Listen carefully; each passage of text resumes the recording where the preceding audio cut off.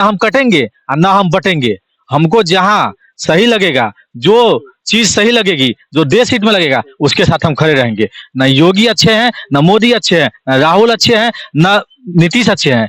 हम जब समय के हिसाब से जो हमें उस टाइम पे अच्छा लगेगा, उसको जनता चुन रही है और जनता उसको मौका दे रही है। तो जो बात कह रहे हैं कटने बटने वाले बात, ये बिल्कुल सरासर है, गलत है और इस बयान का मैं बिल्कुल खारिज करता हूँ। स्कूल में पैदा हुआ, उस स्कूल में मुझे बताया गया है कि तुम अगर समाज को एक लेके चलना चाहते हो तो उसमें जाति की बात ना करो, उसमें धर्म की बात ना करो, उसमें भाईचारे की बात करो। श्री राम ने सभी के जूठे बैर खाए थे। क्यों? श्री राम के सेना में सारे बानर बनवासी थे।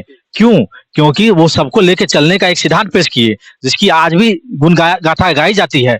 तो हम जिस स्कूल में पैदा हुए, उस स्कूल में बताया गया है कि कटने बटने की बात करने वाले वो अधर्मी होते हैं, समाज को तोड़ने वाले लोग अधर्मी होते हैं। कैसे देख रहे हैं जिस तरीके से चुनाव प्रचार चल रहा है, झारखंड में चुनाव हो रहा है, महाराष्ट्र में चुनाव हो रहा है, लेकिन जो विवादित बयान है लगातार थमने के नाम नहीं रहा है।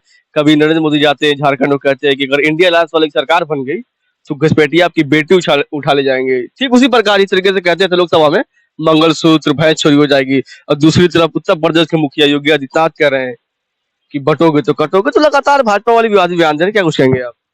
मैं राष्ट्रवादी जनलोक पार्टी सत्य के प्रवक्ता होने के नाते मेरे पार्टी लाइन स्पष्ट इस विषय पे है कि न देश कट रहा है, न देश बट रहा है। काटने बांटने वाले यही लोग हैं। सरकार को जवाब देना चाहिए कि आखिर इस देश के नागरिक किसकी वजह से कट रहे हैं और किसकी वजह से बंट रहे हैं। ये संदेह वाला बात है। ये कोई हल्की बात नहीं बोल गए। एक मुख्यमंत्री, एक राज्य का मुख्यमंत्री बोल गए कि कटोगे तो बटोगे। तो ऐसा क्या कारण हुआ जो कटने बटने की बात बोल रहे हैं? जो मुगलों के काल में नहीं हुआ, जो रावण के काल में नहीं हुआ, जो कंस के काल में नहीं हुआ, जो अंग्रेजों के इतिहास में नहीं हुआ, वो आज ऐसी हिंदू की सरकार में, आदरणीय प्रधानमंत्री की सरकार में, आदरणीय मुख्यमंत्री योगी जी की सरकार में ऐसा क्या स्थिति उत्पन्न हो गई देश के अंदर कि किससे कटने की बात करें और किससे बटने की बात करें? यह जवाब देना होगा सरकार को, केंद्र सरकार को, गृह मंत्रालय को, क्योंकि ये बहुत बड़ी गंभीर आरोप खुद की सरकार ने खुद के ऊपर लगा लिया है ये बोल के। क्योंकि देश की जनता तो आज एकजुट है, देश की जनता तो आज भी। वो तो हिंदुओं के एकजुट होने की बात कर रहे हैं, तो क्या आपत्ति हो सकती है आपको? हिंदू जो है, हिंदू किसी पार्टी का नहीं है। हिंदू अगर है तो समाज का है, वो राष्ट्र का है, किसी व्यक्ति विशेष का नहीं है। वो कैसे कह सकते कि मैं हिंदू नहीं हूं और आप हिंदू है? ये हिंदू डिवाइड एंड रूल का हिस्सा नहीं है। हिंदू एक समाज का पूरक है, हिंदू समाज के इतिहास का एक हिस्सा है। तो जो हिंदू की जोड़ने की बात कर रहे हैं, जो कह रहे हैं कि हिंदू समाज को हम एक मंच पे आना चाहिए, तो हिंदू समाज एक मंच पे आ गया है। ओबीसी, दलित, अल्पसंख्यक, ये सब हिंदू ही है। ये सब हिंदू है, ये सभी एक मंच पे आ गए हैं और एक मंच पे उन्होंने आके स्पष्ट कर दिया है कि ना हम कटेंगे और ना हम बटेंगे। हमको जहां सही लगेगा, जो चीज सही लगेगी, जो देश हित में लगेगा, उसके साथ हम खड़े रहेंगे। न योगी अच्छे हैं, न मोदी अच्छे हैं, न राहुल अच्छे हैं, न नीतीश अच्छे हैं। हम जब समय के हिसाब से जो हमें उस टाइम पे अच्छा लगेगा, उसको जनता चुन रही है और जनता उसको मौका दे रही है। तो जो बात कह रहे हैं कटने बटने वाले बात, ये बिल्कुल सरासर है, गलत है और इस बयान का मैं बिल्कुल खारिज करता हूँ। लेकिन वो लोग कह रहे हैं कि संस्कृति बचाने की लड़ाई है, सनातन धर्म की रक्षा कर रहे हैं, हिंदुओं की रक्षा कर रहे हैं, हिंदुओं के कर रहे हैं, फिर भी आपको आपत्ति? आप भी आते हैं राजपूत समाज से, आपको भी उन्हें सहयोग करना चाहिए, पर आप भी हर मुद्दे की तरह इसका भी वो कर रहे हैं, विरोध कर रहे हैं। मैं राजपूत समाज से आता हूँ, इसलिए मुझे पता है कि मेरा धर्म, मेरे संस्कार और मेरे कर्म क्या कहते हैं। मैं जिस स्कूल में पैदा हुआ, उस स्कूल में मुझे बताया गया है कि तुम अगर समाज को एक लेके चलना चाहते हो तो उसमें जाति की बात ना करो, उसमें धर्म की बात ना करो, उसमें भाईचारे की बात करो। श्री राम ने सभी के जूठे बैर खाए थे। क्यों? श्री राम के सेना में सारे बानर बनवासी थे। क्यों? क्योंकि वो सबको लेके चलने का एक सिद्धांत पेश किए, जिसकी आज भी गुण गाथा गाई जाती है। तो हम जिस स्कूल में पैदा हुए, उस स्कूल में बताया गया है कि कटने बटने की बात करने वाले वो अधर्मी होते हैं, समाज को तोड़ने वाले लोग अधर्मी होते हैं। वो देश के नहीं हो सकते हैं, वो जात के नहीं हो सकते हैं, वो किसी हिंदू समाज के नहीं हो सकते हैं, किसी सनातनी परंपरा के नहीं हो सकते। सनातन धर्म क्या कहता है? सनातन धर्म कहता है कि माथा पर टीका लगाने से हम सनातनी नहीं होगे। यहाँ टीका लगाओ, मन के अंदर टीका होता है।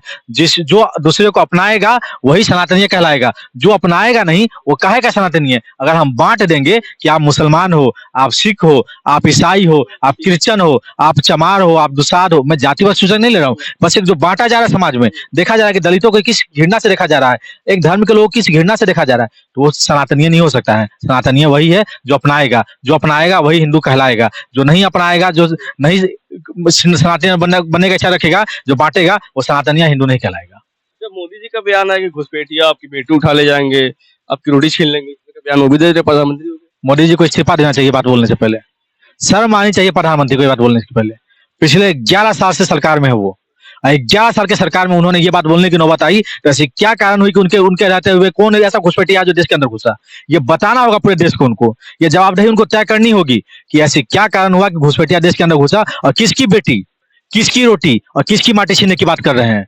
ऐसा कौन है जो हमारी माटी छीनने की बात कर रहा है? ऐसा कौन है जो हमारी बेटी को घर से ले जाएगा? ऐसा कौन है जो हमारी रोटी पे हमला बोलने वाला है? ये उनको जवाब देना होगा, क्योंकि उन्होंने उन्होंने अपने सरकार में रहते हुए देश के सबसे ऊंचे पद पे रहते हुए एक बड़ा आरोप लगाया है, किसी और पे नहीं, खुद की सरकार पे लगाया है। क्योंकि मैं तो जानता हूं कि माटी हमारी छिना रही है, छीनने वाला अडानी है, ये सच्चाई है। रोटी हमारी छिना रही है, छीनने वाला अडानी और अंबानी प्लस हो गया।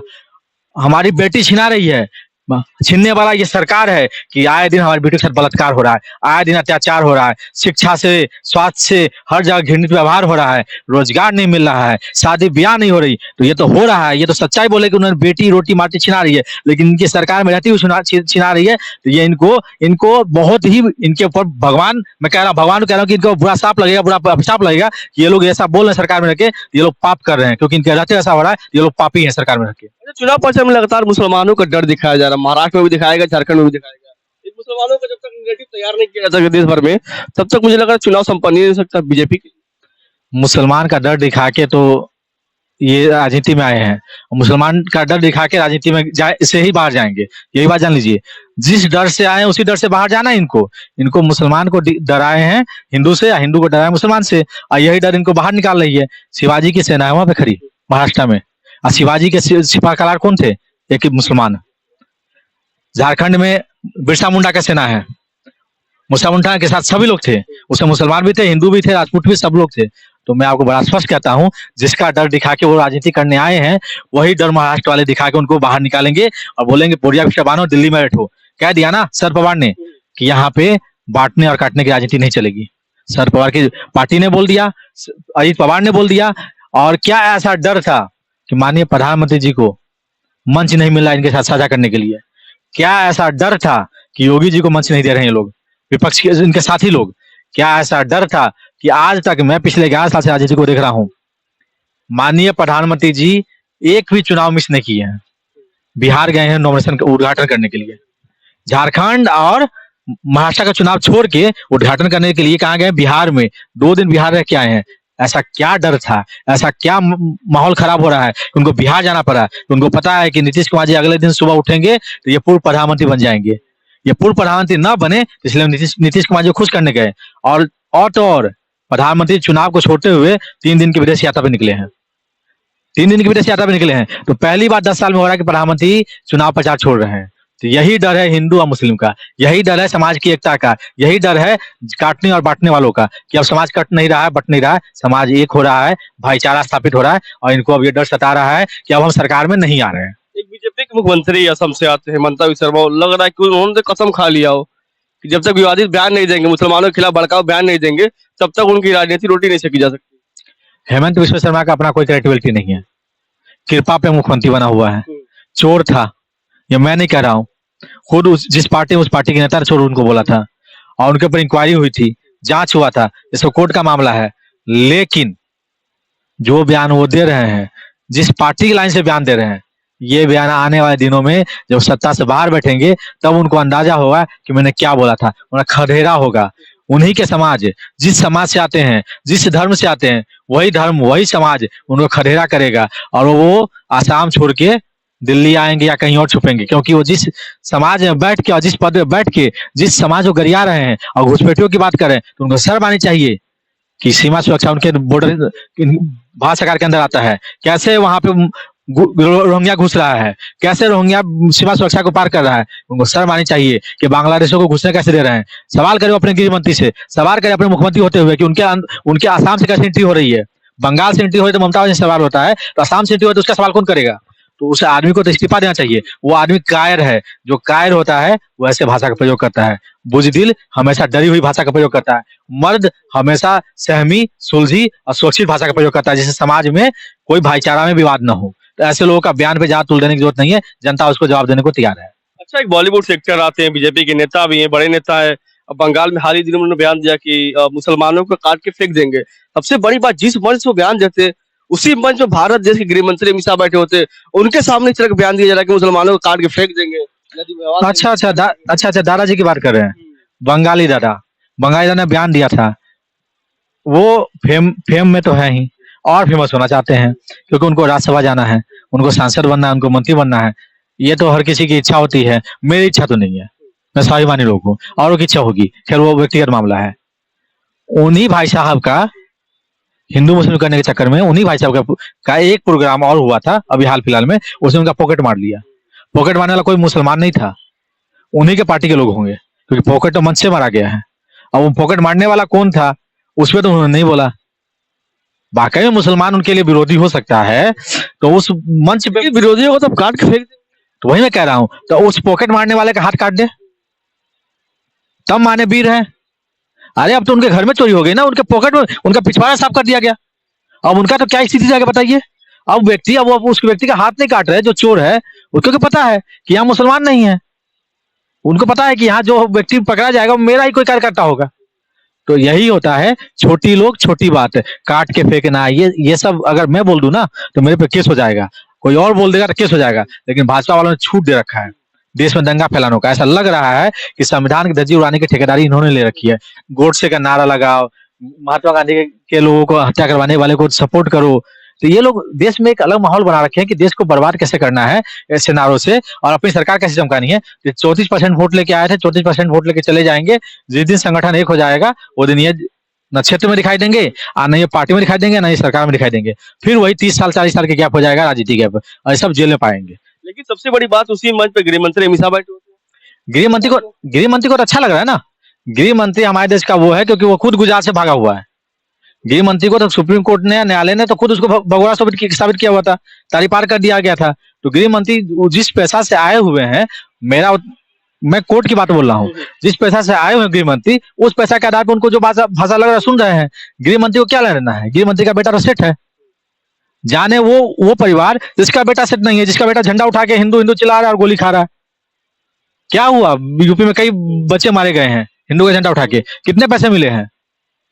एक अग्रवाल मरा है, एक मिश्रा मरा है, किसको कितना पैसा मिला है, सरकार क्या दिया है। तो सरकार सिर्फ और सिर्फ गुमराह करती है, अपने बच्चों को हिंदू बनाने के लिए आगे बढ़ाती है, नहीं बढ़ाती है। अपने बच्चा को भेजती है कहाँ, हार्वर्ड, जर्मनी, न्यूयॉर्क, वहां से पढ़ाती है। और हमारे बच्चों को कहती है तुम झंडा उठाओ, मेरे लिए गोली खाओ, और फिर शहीद हो जाओ, और शहीद का दर्जा भी नहीं देंगे, और तुम्हारे माँ बाप को डर डर के ठोकर खिलाएंगे। तो अब आगे बच्चों को शर्म नहीं आती है, उनको उनके साथ पीछे झंडा उठाते हैं। अरे बनना है जैसा का बेटा, बोलो ना कि जैसा का बेटा जैसा आया है, हमेशा का बेटा जैसा है, ठाकुर का बेटा है, अनुराग ठाकुर का बेटा है। इधर जो और नेता है, वसुंधरा राजे हैं, ये सब जितने नेता हैं, जो राणे हैं, आए ना, वो बड़ा मुसलमान गरियाता है। तो मैं कहता हूँ मैं पहले आगे चलता हूँ, मैं पहली गोली खाऊंगा। चलिए किस मोहल्ले में मुसलमान को मारना है, या किस मोहल्ले से मुसलमान को खरीदना है, कहाँ पे मुसलमान ने अत्याचार फैला रखा है, चलिए हम चलते हैं, देखते हैं कुछ किस मुसलमान ने अत्याचार फैलाया है।